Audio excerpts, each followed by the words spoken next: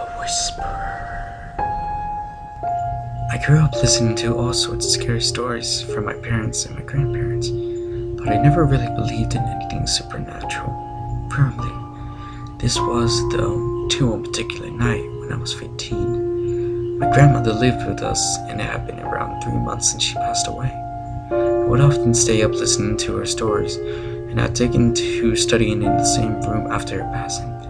I always had a sense of comfort in that room, even though almost everyone I knew found it to be quite creepy. Their view was understandable for me as well. The room had a dusty old closet attached to it, which still had a lot of antiques and old chests stored away in it. Apart from that, the room also led to a dark and cramped up attic, which was no better than the closet when it came to being free of spiderwebs, being generally dark and damp. I was still quite comfortable in that room though. It opened out a lounge and it had a window at the back, which looked into our backyard, and I was often just go to the window and stare into the darkness lost in thought. On that particular night, though, I was preparing for my exams. I am a night owl by nature. My brain worked best in the dark. I had been staying up studying till 3 a.m. yet again, and finally feeling tired, I thought it was time to go to sleep. I left the door to the lounge open before I slept, because the light from the kitchen was always on, and I liked sleeping in the semi-darkness.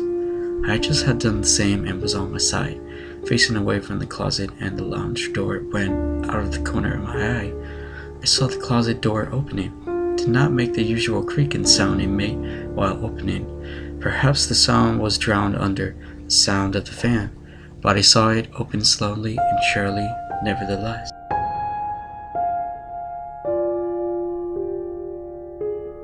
This very sight scared me, and I lay completely still, to make sure I was just not imagining it.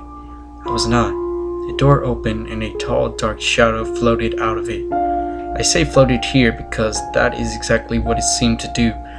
There was no footsteps, just a mass darkness in the shape of a cloaked man, slithering towards me. I lay absolutely still, even breathing a little more lightly. I was afraid that it would know that I was awake, afraid that it would do something. I wanted to go back into the closet, but it didn't. Instead, it slithered to the side of my bed, where it stood tall right behind me.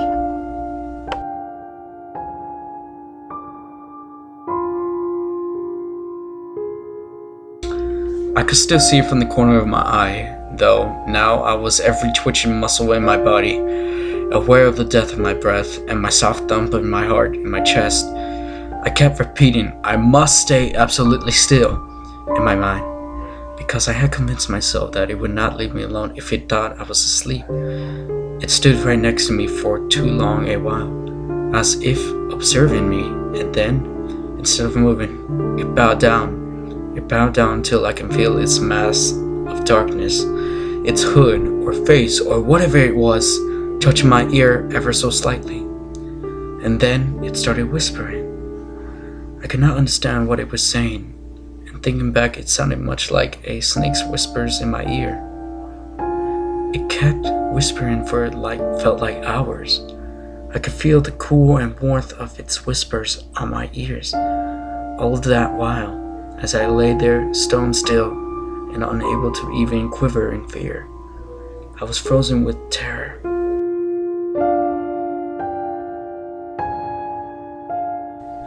The whispers ended as abruptly as they had begun. It rose back up to its full height, and it slithered slowly back to the closet as quietly as it had come.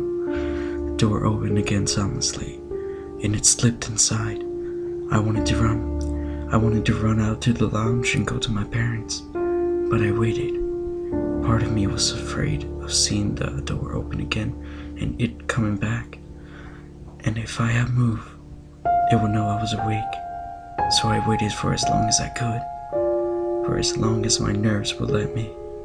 Finally, when I managed to convince myself that the shade would not be coming back, I crept out of my bed as quietly as I could, and I slipped out into the lounge. I went over to my mother's room and found her sleeping. I sat down by the corner of her bed and touched her feet. She got up. "Are you okay?" she asked me. I was, but more importantly, that told me that I had not dreamt at all. I was still awake.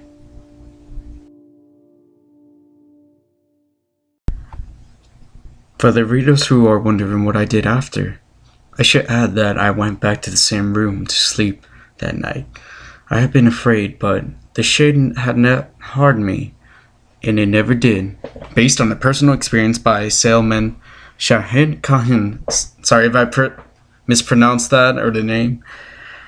This is a part of a collection of real-life horror stories and memoirs, currently being collected and compiled by Salman Kahin. For more, please visit to and follow the writer's blog. I'll give credit to Salman Saham, and it's been a blast making and actually reading this to you as possible. Till the next one.